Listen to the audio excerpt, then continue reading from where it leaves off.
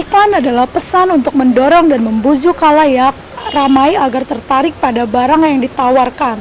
Tapi sayangnya Susu Bonito yang mengklaim produknya sebagai susu berkalsium tinggi gagal dalam menyampaikan pesan. Berikut pendapat Ridwan Handoyo selaku Ketua Badan Pengawas Periklanan. Bagaimana Bapak melihat iklan-iklan yang mengalami kasus akibat kesalahan visualisasi yang terlalu hiperbola sehingga mengalami multitafsir? Oh, tanyanya serius banget. Oke, ada beberapa hal sebenarnya dari pertanyaan Anda tersebut itu. Tapi kalau fokusnya adalah hiperbola, ya, saya di Badan Pengawas Periklanan, kita itu dalam bekerja mengawasi iklan itu mengacu pada satu buku yang namanya Etika Pariwara Indonesia, yaitu suatu panduan tentang bagaimana beriklan secara beretika di Indonesia, ya, karena setiap negara mungkin etikanya berbeda-beda. Nah, kalau dalam konteks hiperbola, dalam buku panduan etika pariwara tersebut, sebenarnya hiperbola itu tidak apa-apa, boleh, semakin hiperbola semakin boleh sebenarnya, ya. Jadi kalau kita lihat suatu iklan, lalu otomatis konsumen atau pemirsanya mengatakan bahwa itu nggak mungkin, ya nggak apa-apa malah. Ya, iklan itu artinya sudah jujur mengatakan bahwa dia tidak mungkin. Yang justru berbahaya kalau hiperbolanya malah tanggung. Orang bisa berpikir ini mungkin nggak ya? Kalau pertanyaannya adalah mungkin nggak ya? Itu artinya malah jadi berbahaya. Itu yang jadi multitafsir. Kalau sangat hiperbola, nggak mungkin multitafsir. Kalau sangat hiperbola, artinya pasti nggak mungkin. Nah, itu dulu pertanyaan pertama Anda gitu, karena itu cukup sebenarnya itu satu mata kuliah panjang kalau ngomongin soal hiperbola sebetulnya, ya. Tapi singkatnya kira-kira seperti itu. Pertanyaan selanjutnya, melihat kontroversi mengenai iklan Bonito, tanggapannya Bapak apa ya mengenai iklan tersebut? Oke. Jadi kalau dikaitkan dengan hiperbola, dalam iklan tersebut sebenarnya malah menurut kami tidak ada hiperbola di dalamnya sama sekali.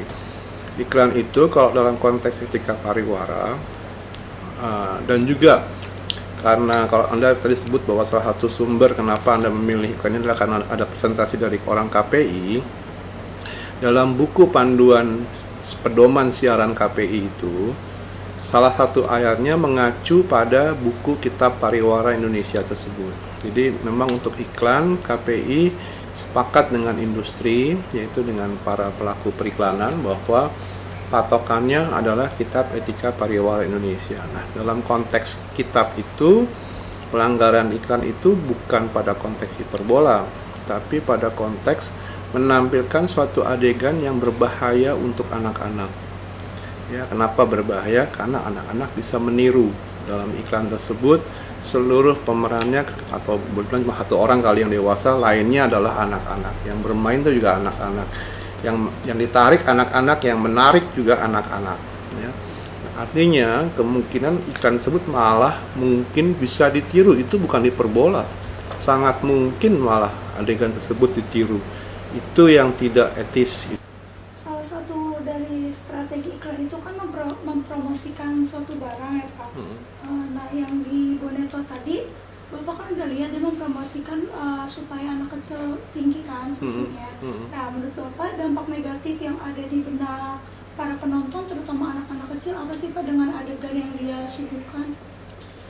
Itu sebenarnya memang kayak kalau ditanya pelanggaran, sebenarnya ada dua aspek yang melanggar. Jadi kalau Anda fokus pada masalah tarik tambang dengan menggunakan orang itu, ya anak itu ya itu memang yang paling parah sebenarnya, ya. Tadi seperti saya bilang, alasannya karena itu bisa ditiru dan itu membahayakan kalau ditiru, ya. Tapi sebenarnya ada unsur yang kedua, yaitu masalah soal tinggi badan. Seperti itu. Ini sebenarnya harus konsultasi dengan pihak Badan POM.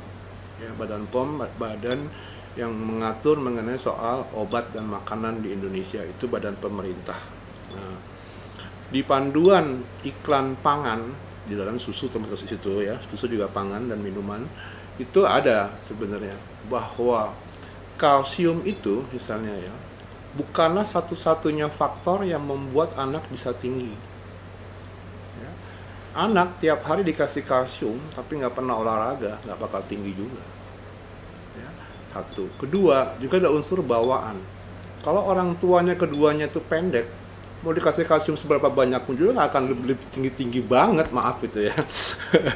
Jadi tinggi itu ada unsur turunan, ada unsur olahraga, ya nggak cuman hanya karena kalsium sebenarnya. Itu yang misleading. Saya sih yakin kan tersebut kalau dilihat dari sisi pemirsa anak-anak, nggak ada yang ngerti soal aspek kedua ini. Aspek yang pertama mereka ngerti soal bahaya apa tarik-tarik tambang, mereka tahu itu seru dan bisa ditiru tadi ya. Tapi soal kalsium kan ini untuk ibunya.